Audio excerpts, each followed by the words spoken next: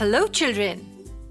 In our last session, we learned how to draw the beads on the units rod from number 0 to 5. Now, Ruby, can you tell me what is the value of the upper bead? It is 5. That's good. And Ray, can you recall the value of the lower bead? It's 1. Perfect. Now, let's move forward and complete drawing the beads for the remaining set of numbers. The next number is 6. And how do we draw 6 on the rod, children? We shall first draw the upper bead touching the center point and then one lower bead. Don't get confused, children. Though the number of beads is 2, the value of the abacus is 6. Also, don't color the beads. Why shouldn't we color it? That's right, Ray, because it will take a longer time to complete. Now, let's move to the number 7. First, draw the upper bead and the 2 lower beads for 7.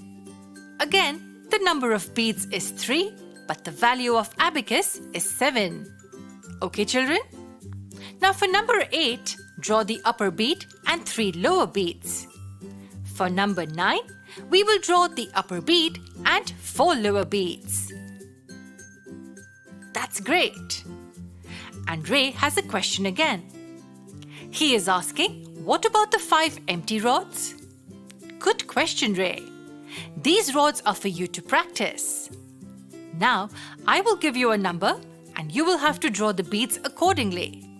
Remember, you only have 5 seconds to draw. Okay? Children, ready? Here's your first number, which is 7.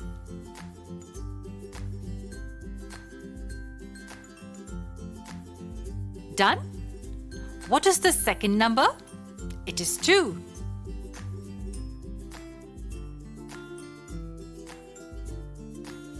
The third number is 9.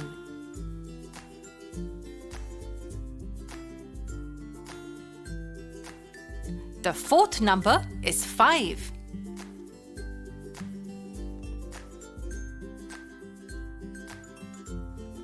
And the last number is 1.